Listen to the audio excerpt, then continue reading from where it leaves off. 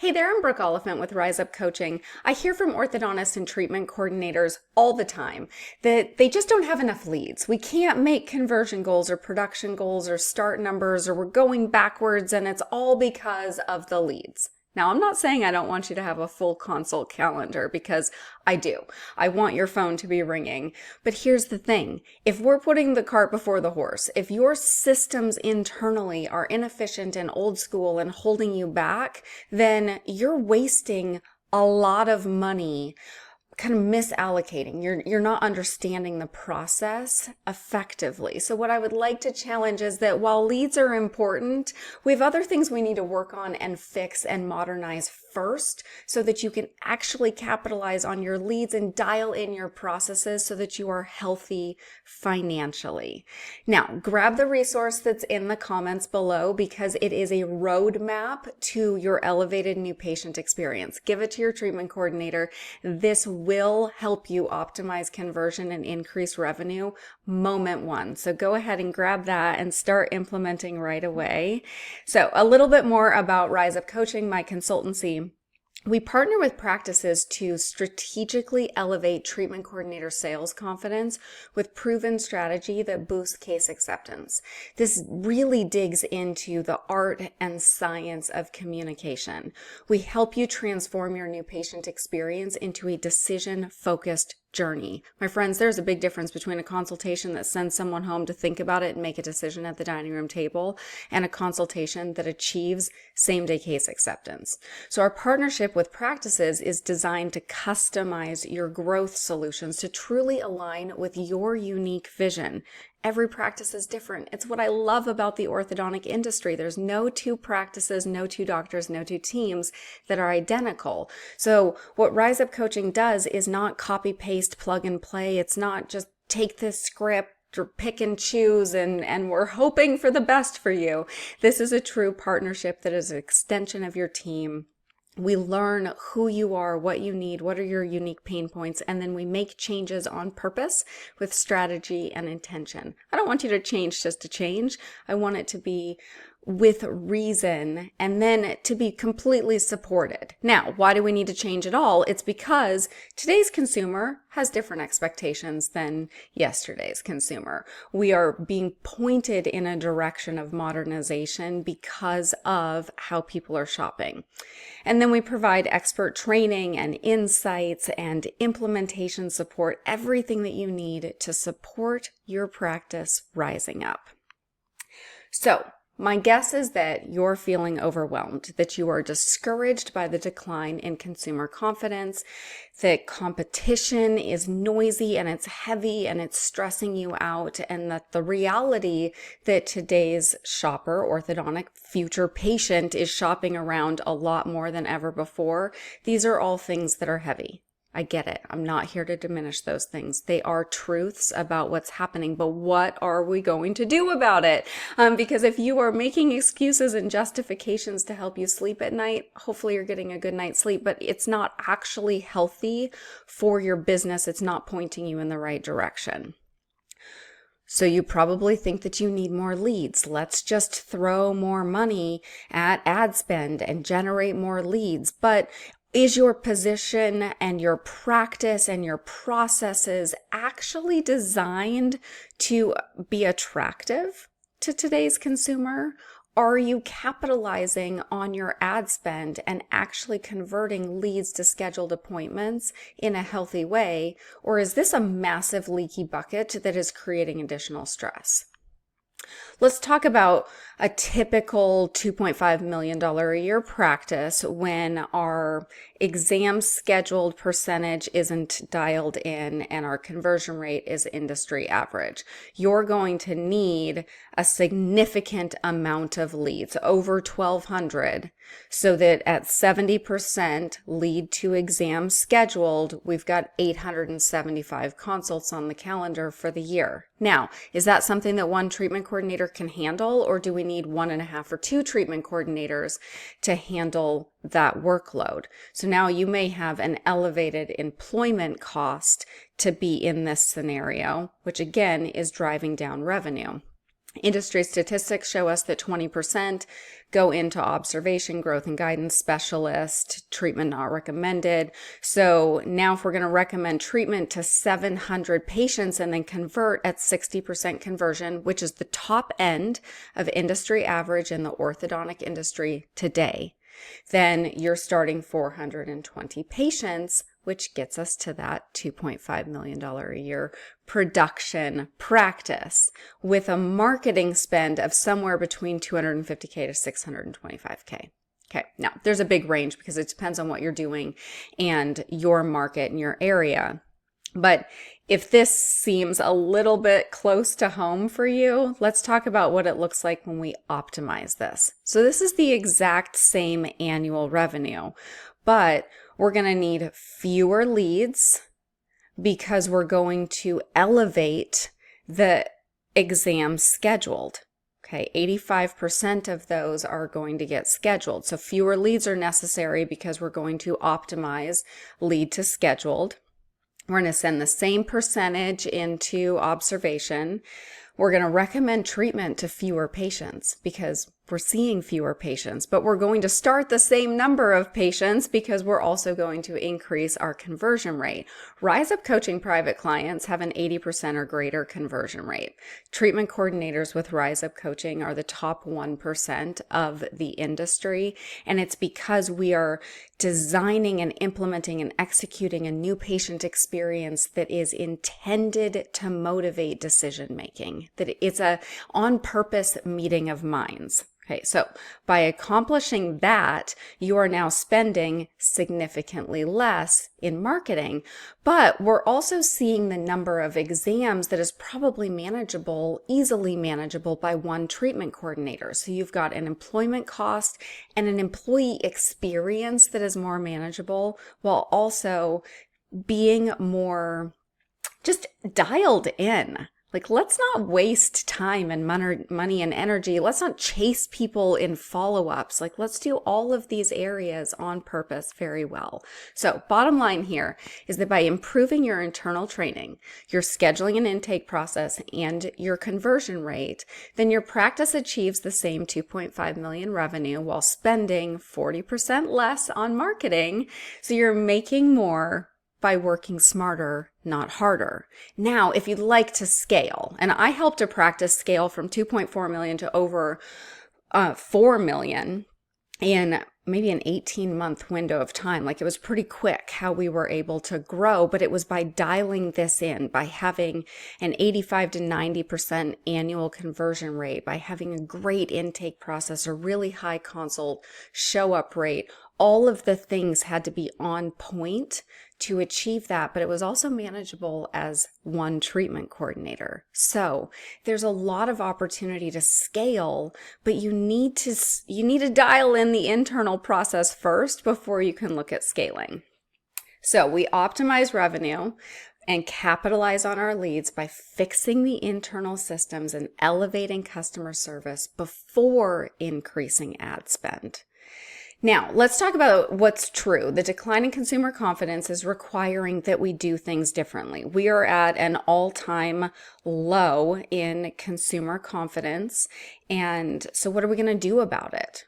Well, first, let's understand what today's consumers are doing. What does this decision process look like? Because if we don't understand what's happening, how are we going to show up and meet it in that moment effectively? So today's consumer decision path is non-linear and highly comparison heavy. People aren't making decisions in a straight line.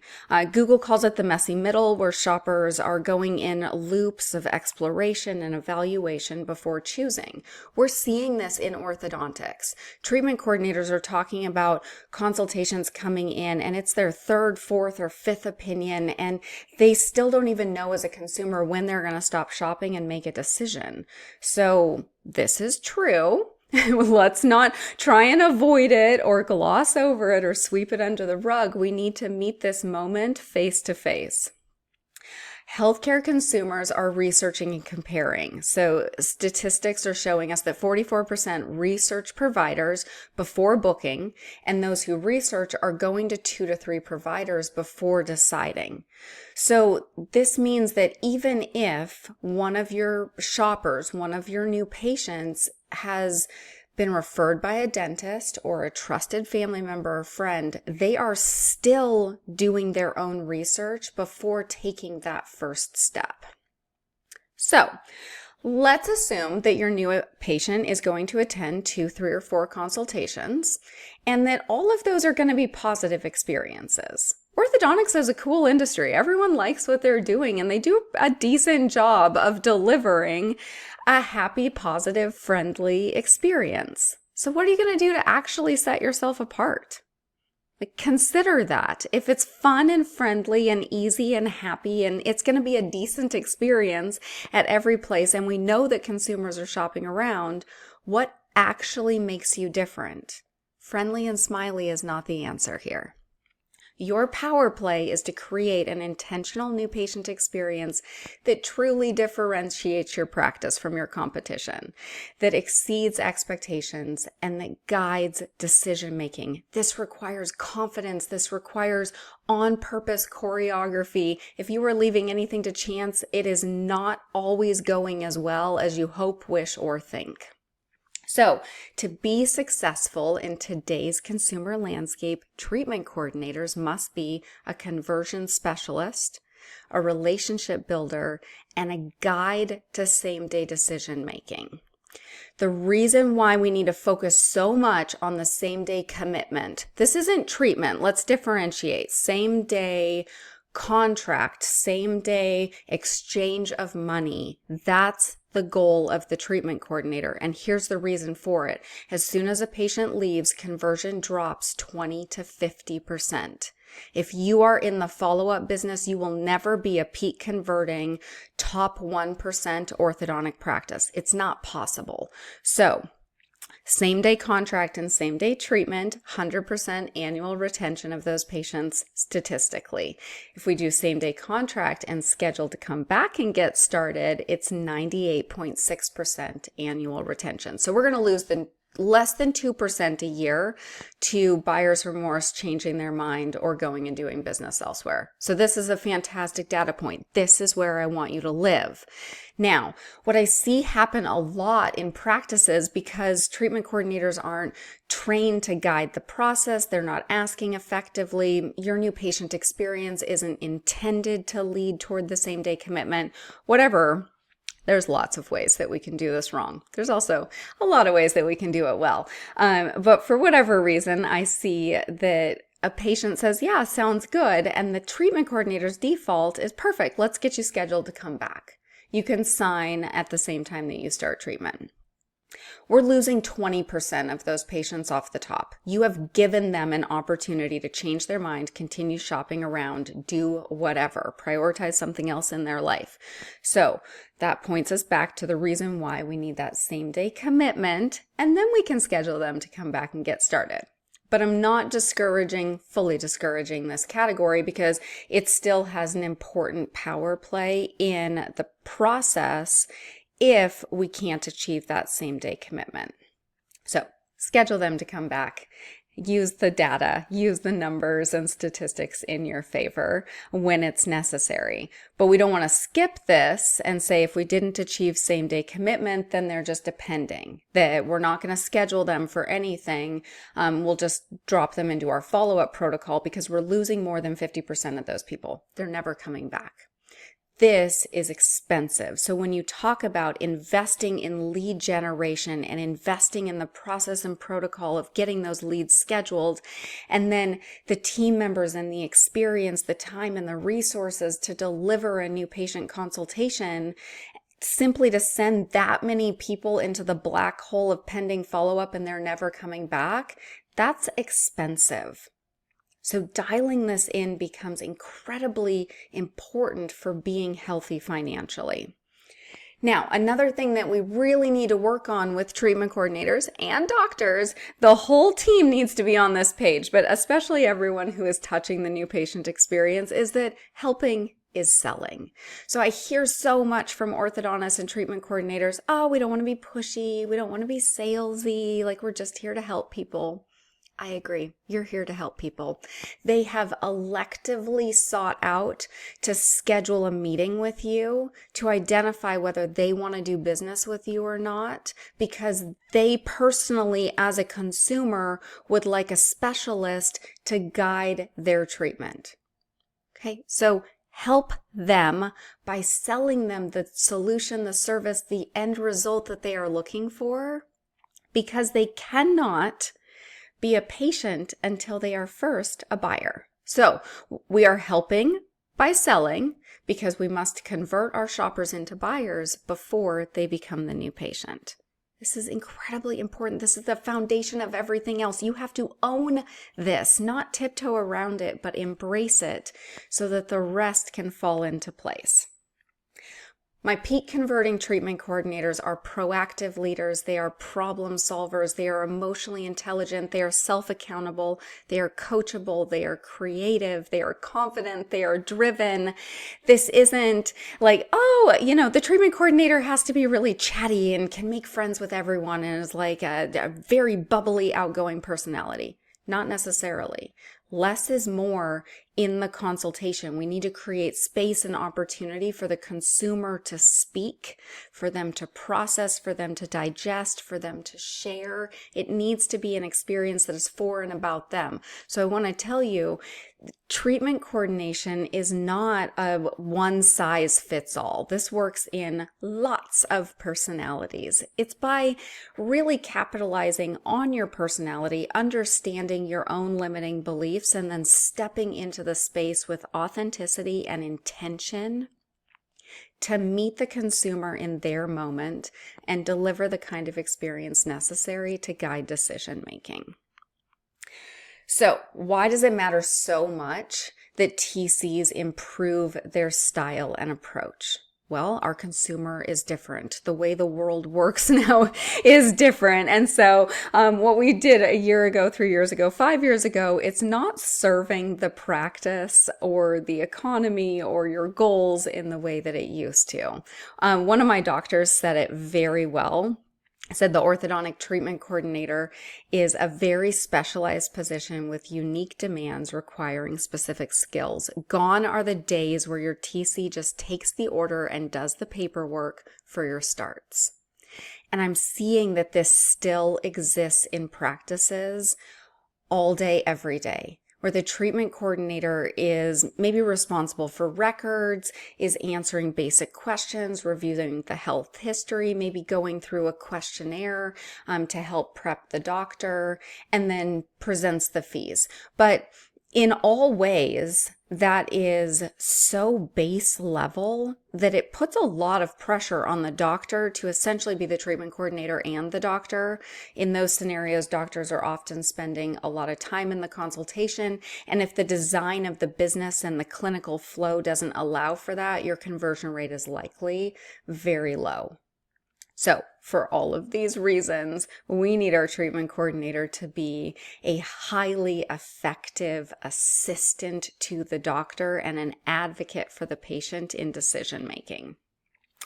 All because today's primary orthodontic consumer wants the treatment and the practice to align with their personal values. They're truly looking for a partnership or a collaboration. They want to belong. It's not just buying an end result. Consumers are recognizing that this is a long-term relationship. So do they want to go to this place over and over again? Do they trust it, and does it align with their personal values? Today's primary orthodontic consumer wants to be prioritized, and they want a unique experience, and they're gathering extensive information and considering multiple perspectives before making a decision. So points back to the statistics that we already know, that today's consumers go into 2 to 3 consults before making a decision, doing a lot of their own research online. We need to lean into this. We need to recognize it and then deliver systems, processes, and a style of communication that meets and exceeds these expectations. Today's primary orthodontic consumer expects a tangible value proposition that goes beyond the price. So they're looking for quality, they're looking for durability, they're looking for memorable benefits. And if we can step outside of the sales and conversion mindset for a moment and think about the impact that you have in the lives of your patients. This is confidence boosting. It's transformative. It's a faith-based transaction initially because the end result is years into the future after a long process, right? But those kiddos that you see in your practice that are eventually going to become dentists and orthodontists or any kind of doctor, maybe they go further in life because of the example that was set in your practice. That example came from moments of interaction at every individual touch point throughout treatment, not the straight teeth end result at the end. So lean into the value that you are offering for patients that goes beyond the mechanics of what you're selling and delivering, and recognize that that's what today's consumer is shopping for. What goes beyond? And the more that you can effectively communicate that, the higher your conversion rate will be. So they're prioritizing efficiency and transparency, that there's really a focus on overall value that goes beyond the price. So in this season of challenged economy and increase in competition, I'm hearing from a lot of practices like people just want the lowest number. They're just price shopping. No, they're not. But if you're not effectively differentiating yourself from your competition so that the consumer thinks that braces equal straight teeth and it doesn't matter where they go, then why wouldn't they pick the lowest price? So if you aren't the lowest price, if you are fee for service, if you are a combination of in and out of network with insurance, if you are offering things that go beyond entry level, that needs to be so abundantly clear to your consumer that they would know what they're buying, what they're spending more on when they choose to spend more. And they will. When you do it well, they will. So the goal here is that you're setting yourself apart by paying attention, by owning the impact in the decision-making process, and by delivering a patient-first, customer-centric consultation. What does that look like? It's going to be unique for each of you, but to confidently share what differentiates you from other options, you need to actually know what your difference is. So what sets your brand apart, your doctor apart, your offerings apart, the culture of your practice, the way that you do things? What are you specializing in within this niche? Whatever it is, it needs to be abundantly clear to the consumer, or they don't know how to shop this industry.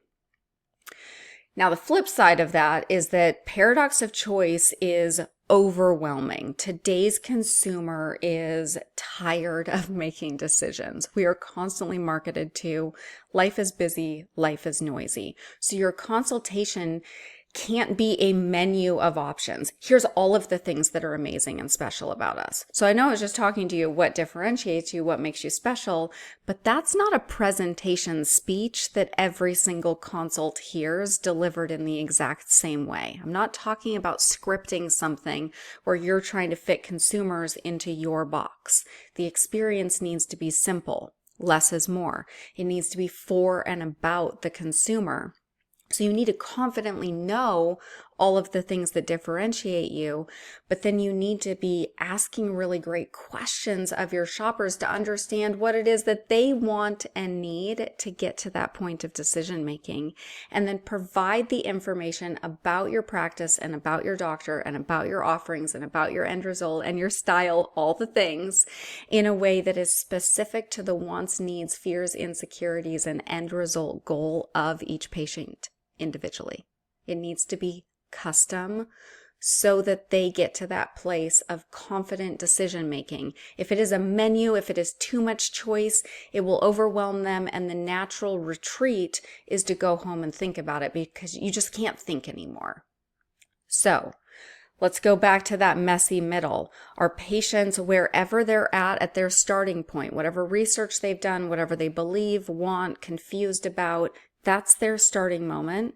We're meeting them in the messy middle, and the goal of the consultation is that the end is a decision, that they're picking you. They've decided to say yes. That's fantastic. But we've got to navigate that messy middle with intention and strategy, or the end result is too many people going independent and a conversion rate that's unhealthy, which means you're back to that leaky bucket of your leads. So here's some old school things that I see happening in orthodontic practices every day. So I'm not pointing my finger at you, but wherever these things line up, whatever's triggering and ruffling your feathers, let's fix it right away. So if you believe that navigating pushback is salesy, you're wrong, and you have a less than ideal conversion rate because of this belief. If someone has questions, if they have pushback, if they have confusion, they need your help. They didn't suddenly pull out boxing gloves. We're not fighting. It's your job to help them navigate the questions that they have, the insecurities, the challenge of affordability. That's your job. Now, if you believe that talking about money before treatment is tacky, you are also reducing the effectiveness of your consultation. Because if someone's primary concern is the ability to afford treatment, either for themselves or their child, and they mention that at the start of the consultation, that becomes the first thing that needs to be addressed, or the rest of what you do, they're not bought into. They're not really paying attention. They think it all sounds too expensive. It sounds too good to be true. They're guarded. If someone is guarded, they will not get to a point of decision making, and they're going to miss value throughout the whole process because they're not even thinking, they're not in a mindset to ask great questions and fully engage because they're fearful. So it is your job to meet people in their moment, ask questions, figure out what's their decision-making process, what's their timeline, what would prevent them from getting started today. And if it happens to be money, that's the first thing you're talking about. Now, if you're delivering a scripted or overly structured consultation experience, you're reducing your conversion rate. It's your fault, like you're self-sabotaging it. Now, if treatment coordinators, this is how you've been trained, I'm not saying it's your fault. Personally, I'm saying that it is the problem of the process and systems that have been put in place that are sabotaging you. If we are giving patients multiple treatment options and expecting them to choose, your conversion rate is less than ideal. And if we are micromanaging TC sales authority, if there are scenarios when the treatment coordinator has to step out of the consultation to ask questions before being able to make a decision or make an offering or follow through with a patient, your conversion rate is less than ideal. You're sending people home to think about it who were at the brink of a yes because there was a pause. There was an opportunity for them to retreat because the TC had to step away. You're also demonstrating that the treatment coordinator doesn't have ultimate authority in decisions that maybe the patient previously perceived the treatment coordinator did. So now if we can go around the TC for this, what else can we go around throughout the patient relationship? So we want to make sure that our systems and processes are teaching a healthy business-client relationship and that we don't have policy in place that is causing the momentum to pause because it's declining your conversion. Now, if doctors are showing up late to the new patient exam, don't fix your systems, communicate better, prioritize it, make it an entire team effort that doctor will show up to the consult on time. Because again, today's consumer expects efficiency, value, and they want to be the priority. And if you are communicating in your very best first experience that being late is somehow acceptable, that all by itself could be a reason for them to continue shopping. So I invite you to change on purpose. What old school mindsets, habits exist within your practice that are holding you back, that are no longer serving you? I'm not saying that they didn't work 5 years ago, 10 years ago, but this is not grandma's pie recipe. We're not just going to keep passing it down. Let's make change on purpose that actually moves your practice forward, that is capitalizing on your lead generation, that is optimizing lead to exam scheduling, that is optimizing exam to case acceptance so that you have a really strong conversion rate, that you are less in the follow-up business and more in the same-day business, and that you are not bleeding money in all of these different categories. Your practice growth power play is to first elevate your new patient experience to strategically optimize same-day case acceptance by delivering a TC-empowered consultation that meets modern consumer expectations. My friends, once you do this, then you can scale. Then spend money on leads, do new things, and see how much that allows you to grow. Otherwise, you're wasting money. I want you to scale without wasting money. I want you to scale with intention and to do it wisely. And to do that, we need to make sure that we are aligning our systems, processes, team confidence, and sales confidence first. Now, information without implementation is simply information, and I say this all the time. If you have heard me speak anywhere else, if you've read anything that I put out there, I want you to act immediately. Whatever has stood out to you, make the changes, start practicing, step into the discomfort, give yourself permission to not be perfect, go. Take action and learn from the process. Certain things we're never prepared for, and you can't think about it and worry about it and strategize about it enough. Just go do. Okay?